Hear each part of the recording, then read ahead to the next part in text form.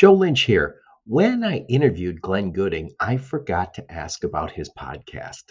Glenn has over 30 years experience in the small parcel industry, and he hosts a podcast called Parcel Perspectives with Glenn Gooding. The podcast is your guide to the ever-changing world of small parcel shipping. In each episode, Glenn shares expert tips, insightful data, and the latest news to help you succeed in the small parcel business. I will put a link to the podcast in the show notes. Hello, friends. Welcome to the Logistics of Logistics podcast. My name is Joe Lynch. Thank you so much for joining us today. Today's topic is the iDrive logistics story with my friend Glenn Gooding. How's it going, Glenn? Going real well. Thanks for having me, Joe. I'm anxious to talk to you about this topic. Glenn, please introduce yourself and your company and where you're calling from today. Certainly. Glenn Gooding, president of iDrive Logistics. Calling in from Alpharetta, Georgia. We have executive offices in the Alpharetta area and the Salt Lake City area. iDrive Logistics specializes in helping brands grow, thrive, compete in a very complex small parcel supply chain, either through professional services, technology, and or full fulfillment solutions. Yep. So you have the warehousing and fulfillment locations. We'll talk about that. But you have something in addition to that. What is the additional service that you provide? It's intellectual capital. We have extreme expertise in a very complex and expensive market, one that gets, frankly, more complex and more expensive every single year, Joe. And so we leverage or couple that intellectual capital with technology-driven solutions and great execution and alignment with desired client experiences through our fulfillment operations. And that increasingly expensive, increasingly complex business is small parcel. So you work with the brands, which would be, I'll call the shippers, but you also work with other 3PLs who are struggling with this very complex world of small parcel. Absolutely. Depending on the brand you're talking about or the company you're talking about, small parcel can be a very small have to do, or it could be the lifeblood of what you do, right?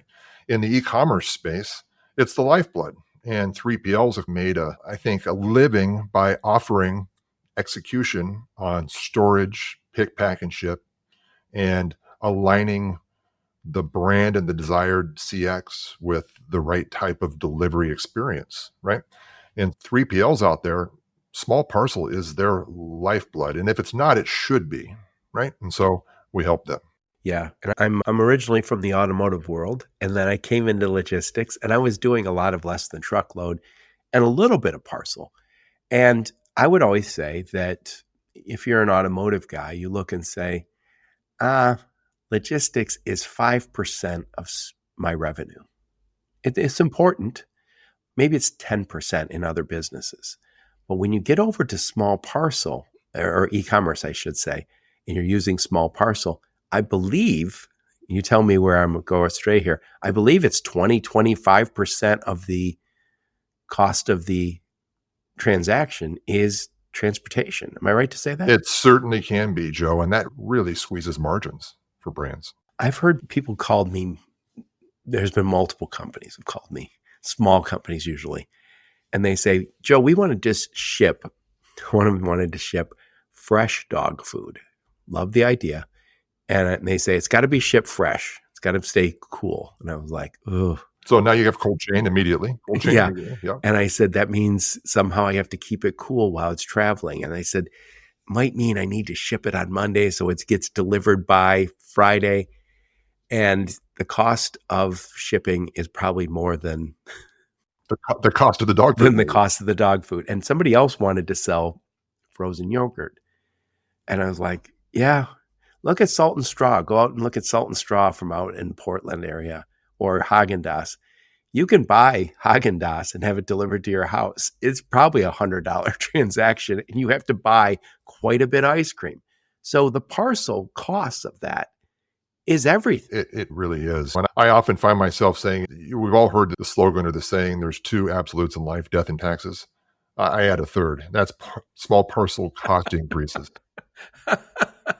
Yeah, we'll get into all of that in a little more detail. Tell us a little bit about you, Glenn. Where'd you grow up? Where'd you go to school? Some career highlights before you joined the juggernaut that is iDrive Logistics. Career highlights. So I'm really dating myself, Joe, but I've been in the small parcel supply chain space for 39 years now. Oh, did you invent it? No, but sometimes it feels like it. So I grew up in Seattle. I was a kid that I got accepted into the University of Washington, was on the crew team, and I was scared to death of how the heck I was going to pay for tuition. I just grew up in a household where I was going to have to flip that bill. Lo and behold, I was aware of the fact that UPS offered part-time jobs for students. And They paid well, great benefits. So 17-year-old kid, I got an inside name. I called a manager at UPS and said, "Hey, where do I apply?" And he asked me how old I was. And upon discovering my age, he said, "Hey, you got to wait till you're 18. So day after my 18th birthday, I drove into the district office in downtown Seattle and said, "I'm here to apply." The rest is kind of history. So I was a legacy UPS management person. When I say legacy, pre-IPO, everything was promote from within. So I've literally done just about every job you can do at UPS. And that's offered me a very practical lens on what it takes to move a parcel through a carrier network. I've managed every operation that UPS has to directly manage, all the godforsaken hours and the long hours and everything else. I've managed hundreds of Teamster employees, and I've supported all those operations through industrial engineering roles. And Seattle really is a pretty dynamic place. There's some really cool brands that have come up out of Seattle, such as Starbucks, Amazon, right? Microsoft. Heck, there's that firm called Boeing up the street a bit, right? When they were headquartered there. You have Nintendo that does all their distribution out of the Seattle area. So I found myself with my operations and IE background doing some really cool things for UPS, where I was consulting on behalf of UPS to these very large shippers to help craft kind of bespoke solutions around the holiday season. Hey, I've got 200,000 units of Game Boys coming into the Port of Seattle on X date, and I have to have it on every retail shelf on Black Friday. It can't be there a day early or a day late. How can we do that? Right? Yeah, flying is the easy thing, but paying for that flying is a different thing. So then Nintendo comes back and says, "What if I got it in earlier? Could you do something intermodally?" Right? So I was able to develop those types of things, and lo and behold, UPS corporate headquarters came a calling. They wanted to know all about this operating plan, and ultimately asked me to relocate the family. So in the late 90s, I left Seattle, tucked my two kids at the time, my two sons at the time, young ones, 4 and 6, and my wife, out to Atlanta, where I changed drastically my career path. I went into revenue management. I managed pricing at the highest level for UPS, where I managed the largest, most complex brands in the world, and suddenly found myself leveraging all that practical operational and IE background in a revenue management role, writing the contracts, controlling the discount structures, the yield management structures, placating skilled negotiators, and clawing back or maintaining margin on behalf of the carrier. That was an eye-opener for me. That gave me a 360-degree perspective of the small parcel market. In 2007, I got an itch, 21 years at UPS, and I thought, I'm pretty marketable. Let's see what this does out on the other side of the desk. And so I started helping brands effectively compete in this space. And so for the last, 18 years, I've been doing just that. Been fortunate enough to find a great company, iDrive Logistics, joined them about 9 years ago. They're 18 years old, and great alignment. The center of their hub is extreme expertise in the small parcel supply chain. So I've helped build out that sophistication, build out the professional services that we offer, and leverage that expertise in a very robust fulfillment solution as well, facilitated by technology. Wow. That's a big move from Seattle to Atlanta. World of difference. One's got a lot of shade, one has no shade from what I can gather. So I know they're great cities. What's one thing you miss about Seattle? I miss the Pacific Northwest seafood, Joe. I still am, big fisherman. And it's hard to beat fresh salmon, Dungeness crab, halibut, lingcod. Okay, stop now. I'm gonna get hungry already. I miss that. I miss that salty marine air smell getting out on the water. It's a unique Pacific Northwest experience that I really cherish.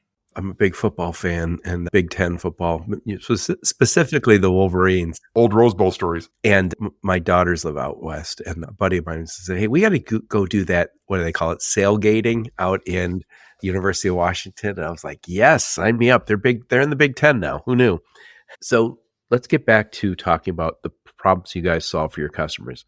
So where are your locations of your warehousing, and what do you guys specialize in? I know you've mentioned e-commerce. Do you do other type of business, or is it all e-commerce all the time? Oh, it's primarily e-commerce, but it can be B2B as well.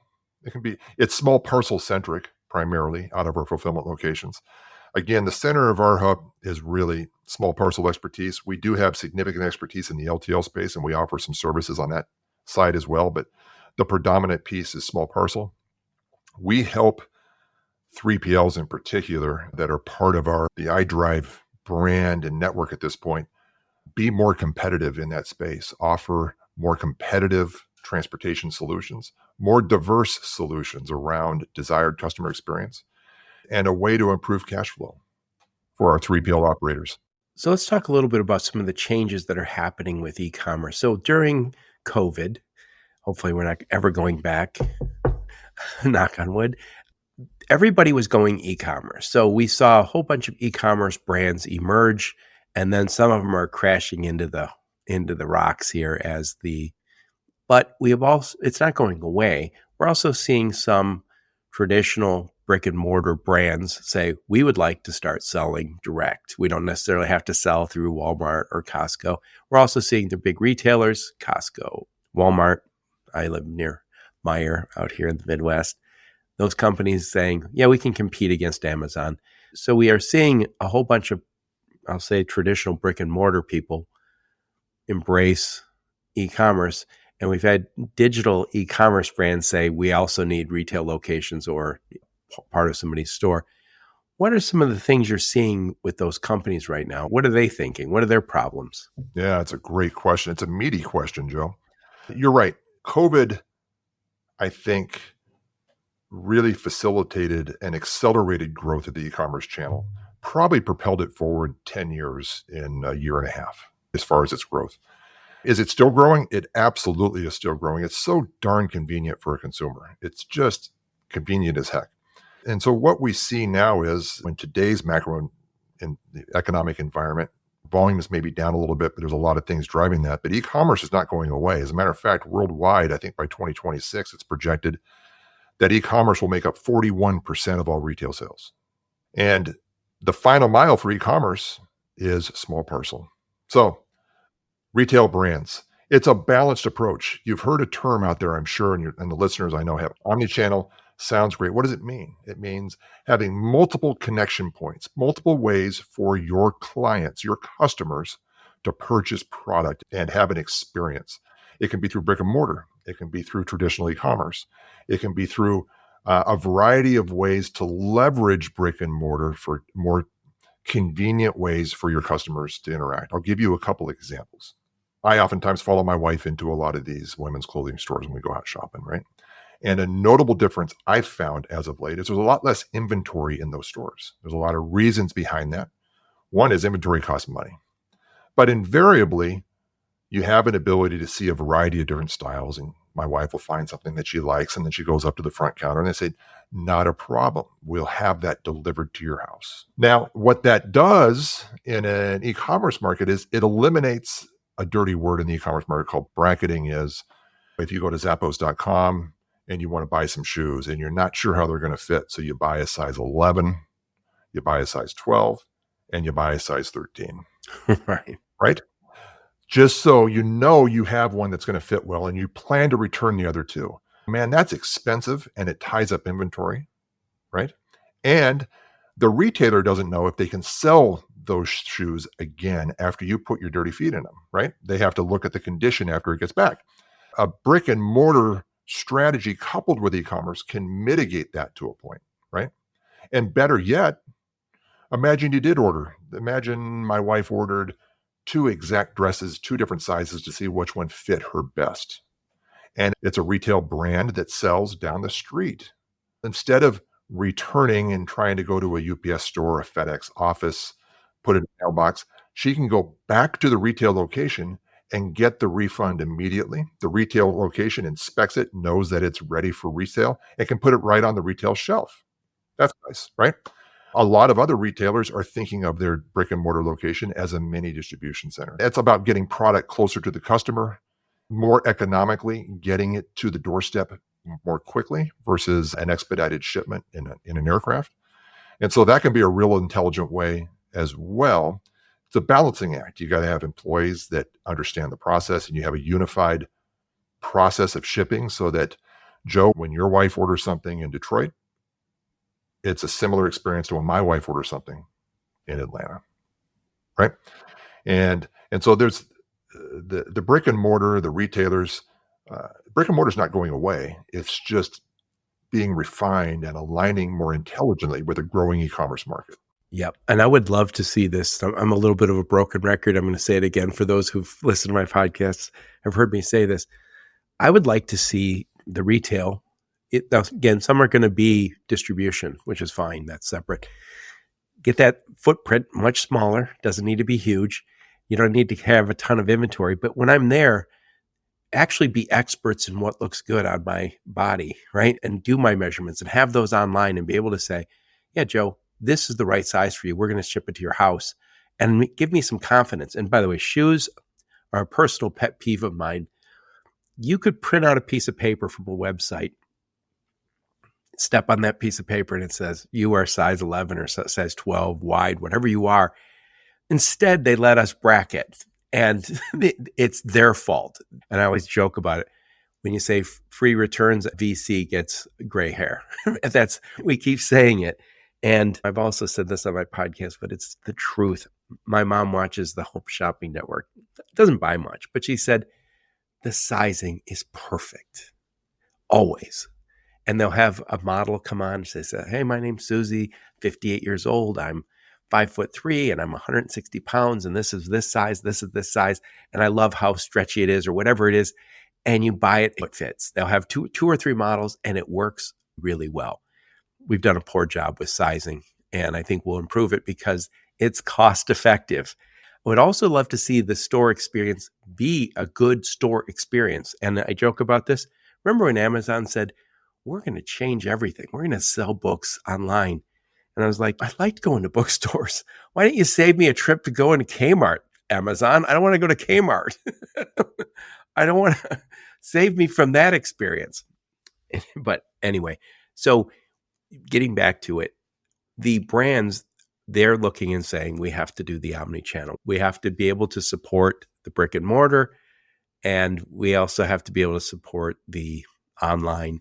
And who knows what's next? Because I think a lot of these brands, I'm assuming, sell on Amazon, sell on Walmart.com, sell at the stores, sell from their own website. And the goal is not to have a ton of inventory. So I need to be able to have that inventory close to the customer, and ideally not have my sweaters all sitting in Atlanta come July. You're right. You're 100% right. And I think the other next thing right now is everybody's aligning massive growth of the shopper buying on a mobile device, right? So we're trending towards up to 70% of e-commerce purchases being done from a mobile device now. So you have to have that strategy as well, right? Which is part of the omni-channel strategy. I've bought stuff off of Instagram, and if you were to on my phone, and if you were to tell me that, I'd be like, no way. Why would I ever do that? I'm not a fool. I've better things to do. Nope, apparently I don't. Think about it. It's frankly, it's like a tech savvy version of the Home Shopping Network. You're now watching somebody who's probably wearing or demonstrating the product you're considering, right? You're able to interact with that person directly and ask about fit, style, function, whatever it is you're looking at, and allow you to make a more confident purchase, to your earlier point. Yeah. Glenn, I got to tell you, this was a first, and it was probably a month or two ago. I was watching TV, YouTube probably, and some ad popped up, and it was talking about these wonderful sheets. And I was like, oh, I need new bed sheets. And I was like, what do they call it? The QR code pops up. I run over, put my phone on it, boom, I bought them, sitting right there. And they were there like the next day and then maybe 2 days later, whatever it was. And I was like, oh, that was so easy. That's the key right there. The whole click to deliver strategy. Yep. So before we hit the record button, we were talking about same day, next day, and all the other options. And you said that you noticed some sanity coming back into that because for a minute, I think especially during COVID, it seemed like everybody said everything needs to be same day or next day because Amazon does it. And by the way, we're still going to have that. But you said there's also a cost to that and that you're seeing some companies say, let's have a flexibility. So please elaborate on that. Absolutely, Joe. There was a thought there for a while that if you were e-commerce, the holy grail of attracting and retaining clients was the fastest delivery experience. I think that has been tried for some time now, and I think there's some interesting conclusions. There's always outliers. There's always unique brands and buying experiences. Don't get me wrong. But I think most consumers are cost sensitive, number one. So whether it's a free shipping program, whether it's a shipping and handling, they may go out and they may go to a direct brand's website, find the product, look what it's being offered for, and now try to find it cheaper somewhere else on an Amazon or another big box retail store, something like that. So cost sensitive, but what they want to know is, hey, if I want to wear it for a weekend event and it's Tuesday, when do they tell me I'm going to get it? It's going to be here on Thursday afternoon. Great. That works for me. It doesn't have to be same day. That's fine. Now, I think what's driving that, remember I said there's really three absolutes in life, right? Death, taxes, and small parcel increases. Joe, every single year when you consider all of the accessorials, all the surcharges, all the different ways that carriers improve their margin and their yield, you're looking at double-digit increases annually. That means that if we just imagine for a minute an average of a 10% increase every single year, a brand's transportation expense without growing is going to double every 7 years. Double in expense. So you have to find efficiencies. You have to find ways to do things to manage that so that 20% of cost of goods shipped doesn't become 30 or 40% of cost of goods shipped. Yeah. And by the way, I'm guessing a lot of people are just looking and saying, what strategy? UPS, FedEx, USPS, that's it. And I know that people are aware there's some regional players, but for the most part, I think most people are saying there is no choice. And by the way, we're talking on election day here. Most people going to the polls, and I don't want to be political, are saying, what choice do I have? I don't have a good choice. No, it's a binary equation, right? And I think there are companies like yours that are saying, hey guys, it isn't a binary choice. There are ways of doing this that allow you to get the right service levels and get the pricing so it's not going to kill your business. Correct, there is. So for starters, you're hitting on a real value add for a 3PL/fulfillment solution, right? A good fulfillment company has a diversified carrier mix so they can align a specific client experience that's cost effective for the brand. Meaning, if you're an e-commerce brand and you have $100 million in annual top line sales, if we back into that, your transportation expense might be $10 million a year at 10%, right? Okay. Will you, as a $10 million shipper, be able to adequately diversify if you're shipping from one location across the various carriers that are available in today's market compared to a 3PL who has locations Dallas, Utah, Southern California, Pennsylvania, right? Kentucky. I might be dropping some of the iDrive logistics fulfillment locations in that mix there, right? So that's one option. But gosh, it's not just a two-horse race anymore. UPS and FedEx have always been the legacy door-to-door providers, and they're still excellent carriers, and they still, in many cases, do everything they can to make it difficult to dual source. But you have the USPS as the number one deliverer of volume in the U.S. They deliver more than anybody else. That's United States Postal Service.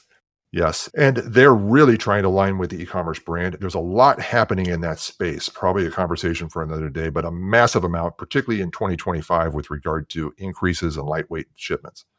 Amazon Logistics, surprisingly, Joe, is number 2 on that list. Yeah, and it's interesting. You said that before we hit record. So it's the Postal Service is number one in small parcel. Number two is Amazon. Number three is UPS. Number four is FedEx. And talk about for a minute all of these regional providers that are out there, because we've always had these regional players. And I think we see companies, I mentioned to you, Tusk Logistics, before we hit record, that are starting to say, we'll help you work with all these regional small parcel players. Man, there's some great regional carriers out there. And regional carriers, what I like about regional carriers is they can do something special in their geography. What I mean by special, if we go back to my days when I worked at UPS, I could tell you Basin to Bay in California in a UPS or a FedEx network is 2 days time of transit, typically. Okay. A regional carrier, such as a GLS or an on-track, can do that in 1 day. That's a competitive advantage. That's great. Now, they often do it too in a cost competitive situation for less. The challenge becomes, Joe, they're not delivering to every address. Sometimes they're not delivering to every address in their own geography. So the challenge now becomes, it sounds great on paper. It sounds great for Glenn Gooding, president of iDrive, to say you need to diversify. Now you have to execute on that. It starts with, can you handle the complexity operationally? Heck, is your shopping cart aligned for that? Or are you actively marketing FedEx as your shipper of choice? That's a problem. Do you have the technology to generate the shipping label for a variety of carriers? And now we get down to the logistics of logistics, pardon the pun, Joe, but you have your proximity to that regional carrier. So if your central ship from distribution center is in Lexington, Kentucky, and you are really attracted at the service features for GLS, great carrier on the West Coast, how do you get the volume there? You have to have a lot of it. You have to justify a full truckload. You have to manage that. And then you have to get it into their network, and you have to provide visibility throughout the whole way. It becomes challenging. Right. One of the things that's become a very apparent to me, and it's across, especially anyone who provides data.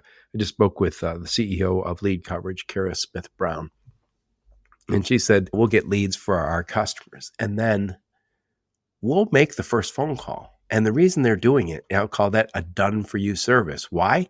Because they got tired of handing off the leads to customers. And then 2 weeks later, the customer says, you never give us any leads. I gave you those leads a few weeks ago. Oh yeah, we'll have to call those. Now it's cold, right? You waited. And I think that's almost the same thing with a lot of insights that you can provide to brands or to anybody. Everybody's busy. Everyone I talk to is booked in meetings. I joke about it when I make a phone call to someone. If they answer, I'm like, oh, look at you. Aren't you old school answering the telephone, especially this time of year? People are booked. They're busy. So the idea of saying, hey, you can save a little bit of money by working with a regional carrier, if it's in an ad time, it's not going to happen. You're right. It's not going to happen. And it's not as easy as just picking up the phone and calling and talking with the regional carrier either, Joe. Imagine that example where I talked about a brand who has a $10 million a year small parcel spend. And let's say today they source with a UPS or a FedEx exclusively. I promise you, within the attributes of that pricing agreement, either UPS or FedEx has performance language that holds the client accountable to achieve certain discounts predicated on a spend level. I used to do that job. So if I'm going to construct an agreement on behalf of UPS for a brand, I'm going to tie up that $10 million spend. I'm going to make it cost punitive to carve out 10, 20, 30% to somebody else. So the challenge now becomes, Joe, hey, there's a regional carrier, on track, LSO, you name the regional carrier or the crowdsource. That sounds great. So if I save a quarter on every package with that carrier, but I'm costing myself 40 cents on every other package, it stays within the carrier network, that's a problem. So it takes a great deal of expertise, analysis, choreographing or laying out different scenarios, and saying, okay, if we want to go from a single source to a dual source to true diversification, what does that look like? How do we do that? Because it's really hard, Joe, to go to an incumbent, a UPS, and say, hey, I know I've been doing $10 million a year with you. I want to change that to 7 million, but I want better discounts. What are they going to tell you? You know what they're going to tell you. Right. Get out. Or, yeah, thank you very much. Here's your pricing, right? Meaning take an increase. So it's not as easy as just saying diversify or use a regional carrier. It takes real expertise. And that's where the professional services side of what iDrive does shines. Yeah. And one other thing while we're talking about it, if I'm a brand, this is important discussion, but if I'm a 3PL, someone is listening to my podcast and says, hey, I know you guys are a 3PL. You compete against me on one side of your business where you have these 11 locations across the country. But on this other side, if you can help me get better pricing, it's not just saving money. The brands are interested in saving, as you said, a quarter package. For a 3PL, it's different because you can't win new business if you can't save them money. So you can say service improvement, this, that, the other thing. You just keep adding it up at the end. If you don't say, and we'll save you 5%, it's dead in the water. So please elaborate on that, because I think a lot of people miss this.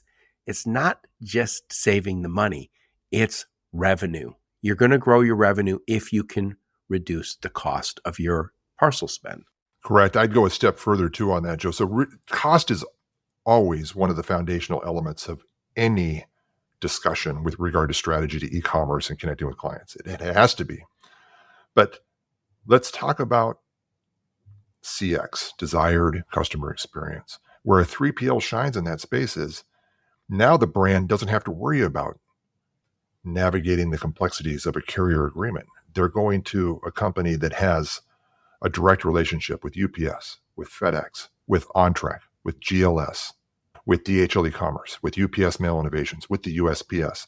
And they can align all of those different services for the desired customer experience that the brand wants in that warehouse. And in doing so, there's no downside. You're not saving a quarter on these packages, but taking an increase 40 cents on the others. You're getting the best of both worlds, right? And they have an ability to pivot. So suddenly the pendulum swings and they want to drive more cost out. They say, you know what? We want to move from ground residential and we want to try UPS SurePost. And so there's a cost saving. Let's do that. And then a month or two later, whoo, man, customers aren't liking that. Let's pivot back. You can do that again. So the 3PL, a good 3PL with a well-contemplated supply chain and an execution strategy and technology to support it, can provide something to a lot of these brands they can't do on their own, right? Yep. So I want to talk for a minute about DHL. So DHL, a dozen years ago, they came to the US and they're a big company. They're from Germany, right? And they're bigger than UPS and FedEx. They're massive. They were the first to the world market. They are the leader in international small parcel shipments. They have more direct relations with They countries. still deliver to here and from here, but they also have, am I wrong to say this? They also have an e-commerce parcel delivery. They do. That's a separate company. That is a postal aggregator. Okay. So explain what that is, because I've talked to them about it, but it's been a few years. Please talk about that, because this gets very confusing very quickly. It does, hence the complication. You're touching on an interesting point for 2025 as well, Joe. But in essence, the USPS has historically offered what they call a work share program. That work share program means if you want to do some of the work involved in getting a package from pickup to delivery in the postal network, the post office will give you a break on the rate the deeper you inject into the postal network. So DHL e-commerce is a company that has aligned with that directly. So they'll do the pickup, they'll do the aggregation of all the volume across a variety of clients.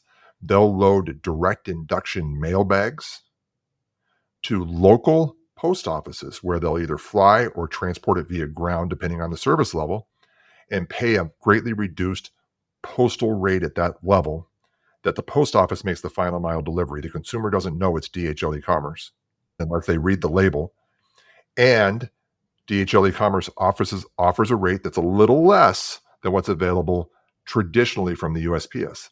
Now, that is under massive change right now, Joe. So Postmaster General Louis DeJoy is saying, work share program, not so good for us. We don't like it.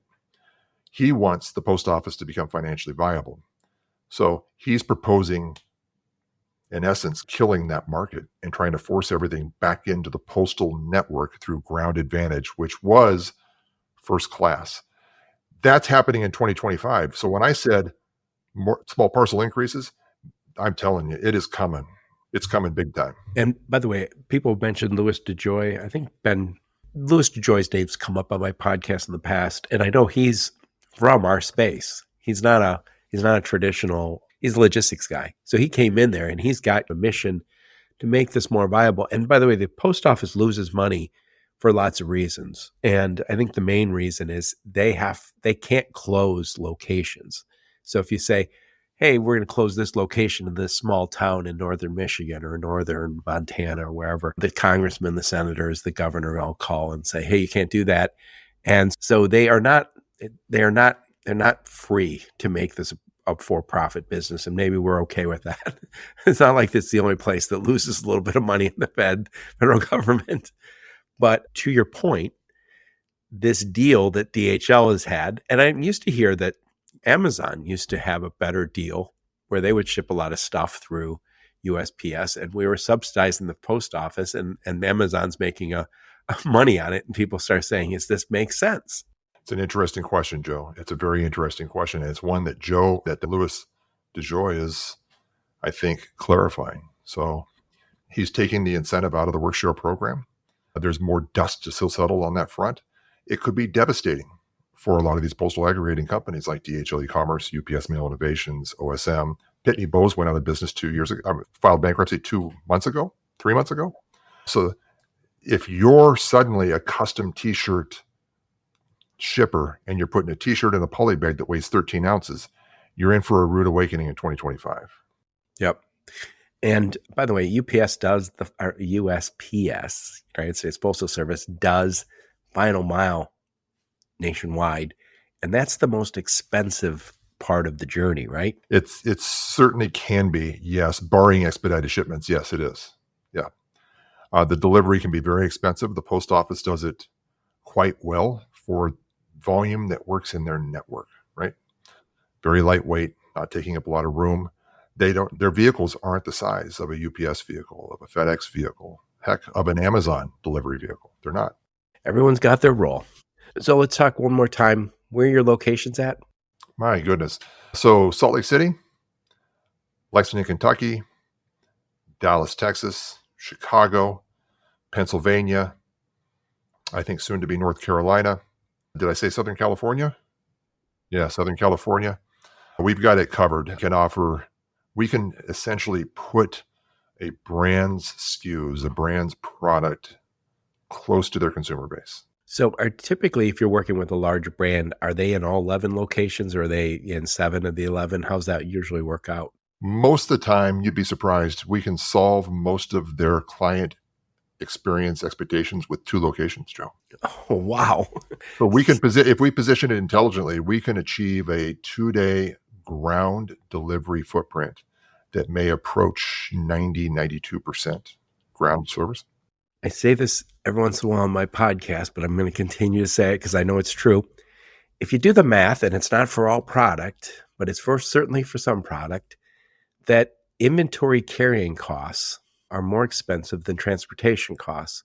And I think we, in the transportation and logistics business, really focus on what I'll call the easier part, which is, hey, I can save $50 on that truckload. I got a deal on my shipping, right? As opposed to thinking about what is the cost of carrying excess inventory. And I've heard people say it on my podcast, nobody's going to give me the exact number because nobody knows. But we're being asked as the supply chain by the government, and it's never going to go away, reduce your carbon footprint. Sustainability initiatives, yes. And as we do that, we can focus on, hey, everything's got to become electric, maybe someday, who knows? I think an easier, faster fix is let's eliminate a whole bunch of returns. Let's eliminate throwing stuff out, especially the luxury goods where you say, I took that purse back and we threw it out rather than repackaging it. But also, I've heard people say up to 1/3 of what we make never gets to the end consumer. It's especially true in food, where we have this long supply chain to grow this food, might be poultry or cow or whatever. And then at some point, just before it's going to be sold to a consumer, it goes bad and we throw it out. And I think that's the data and the intelligence that you guys are all about will allow us not only to save some money on the cost of shipping, but also start looking at that, saying, how do we reduce that big number that we ignore? Absolutely. Demand forecasting, aligning, having a SKU strategy. What SKUs should you own and put in here, and which ones should you keep with your suppliers and drop ship from? Yeah. And I always think we all want options. We love options. I want I want that shirt in 6 colors because it fits me well. Right. And sometimes I think we've overdone it. So when you look and say, I know warehousing guys like you will say, we'll tell you exactly what's not moving out of this warehouse. And we're going to highly recommend that the long tail be at least examined. Maybe you want that last sale. Maybe it's worth it to keep that weird color sweater, but maybe not. Absolutely, Joe. 100%. Agreed. I'm going to do the best I can to summarize, Glenn, and then I want to get your final thoughts on the topic. So I'm talking to my friend Glenn Gooding, and we're talking about the iDrive logistics story. We've talked about a lot of stuff. We talk about what iDrive does, and you guys are warehousing and fulfillment, 11 locations. I think we probably got 7 or 8 of them. Yeah, we have multiple warehouses in some of those locations as well. Yep. So I'm sure we can find those on your website. I'll put a link to your LinkedIn profile, link to your website, and any other links you have. But anyway, we talked about all the challenges with small parcel, and you said it's difficult now, and it's going to get even more difficult as the USPS, United States Postal Service, changes some of the deals that they have with the sortation people, which is DHL and many others. And again, I think there's a lot of companies that have come, small parcel companies that have come to depend on the United States Postal Service. And as they raise the price, you can just be assured, as Glenn said earlier, that FedEx and UPS and everybody else is going to make adjustments also. You never seem to see UPS went way up. Oh, and FedEx didn't go up. Joe, a rising tide raises all ships, Joe. Yeah. And by the way, we should be thankful. I'm not complaining about either one of those companies. They're fantastic companies. They are great companies. I'm so thankful for my background with UPS and what they taught me and the ability to raise a family and do that. I couldn't thank them enough. We've all gotten just spoiled by the convenience of it, and we just take it for granted. If you order something and it doesn't get there the next day or the day after, you're like, what the hell is going on in this world? And it blows me away because it used to be something that you'd have to wait a week for, and now we have these very high expectations. But we talked about what you guys do, first off, warehousing and fulfillment, but also the other side of your business, which is where you're working with brands and other 3PLs. And it specifically on small parcel. And it's not easy. It's really easy to say, oh, just look around. And as you made a point that there's not a lot of places to look. And also UPS, FedEx they're not massive companies for dumb reasons. If you reduce the amount of business you give them, they might change your discount. You need a strategy, but strategy sounds very high level. You need some strategy with very sharp pencils. You need to get into the data on this. And I would suggest that most companies don't have the ability to do that. So they need to work with companies like yours. Anyway, Glenn, put a big old bow on this one. Final thoughts on the topic. I really appreciate the opportunity to share the iDrive story and some of my background. With the small parcel market, the final bow, know your supply chain, get good data, good analytics. And then if you don't have them in staff, look around for great intellectual capital. It'll drive phenomenal returns for you with regard to financial. It will also help you actively grow your brand and retain clients. So it's a very strong recommendation there for you. Yeah. Excellent. Excellent. So, Glenn, what conferences will we see you and the fine folks from iDrive at in the coming year? We're already in November, so probably you're done for the year. Yeah, so it'll be the Postal Forum, it'll be the Parcel Forum, it'll be Modex, it'll be Real. And I'm always looking for other meaningful conferences in the space where I get to meet good people and I get a chance to meet with some brands and offer some value. Excellent. Excellent. I really appreciate you taking the time.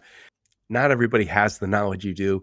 Not everyone knows what iDrive does. I think there's a lot of people, I don't say this in a negative way, who are not that knowledgeable about how UPS and FedEx work. And if you're a small parcel, if you're an e-commerce company, small parcel is not a nice to have. It's obviously something you must have. And I think having that knowledge that lets you actually save money is going to be everything. And you said it's going to be a little more difficult in the coming year. 100%, Joe. I would go a step further and say it's an extension of your brand. The carrier you align with or the carriers is an extension of your brand. Don't forget it. I say this all the time on the podcast, but we in this industry, we partner up. If you're a broker, you have carrier partners, you have a technology partner, you have an outsourcing partner, just one more partner. You might need somebody to help you out with the small parcel. You bet. You bet. Anyway, thank you so much for taking the time. Thank you, Joe. It was a real pleasure. Look forward to the next time. Yep. And thank all of you for listening to my podcast. Your support's very much appreciated. And until next time, onward and upward. You have been listening to the Logistics of Logistics podcast, where we engage with leaders in the logistics and supply chain community. If you like what you hear, please subscribe, hit the like button, and leave us a nice review on Apple or Spotify or wherever else you listen. Also, please check out our videos on YouTube and connect with us on LinkedIn. We're very big on LinkedIn. And you can also reach us on the logisticsoflogistics.com, our website.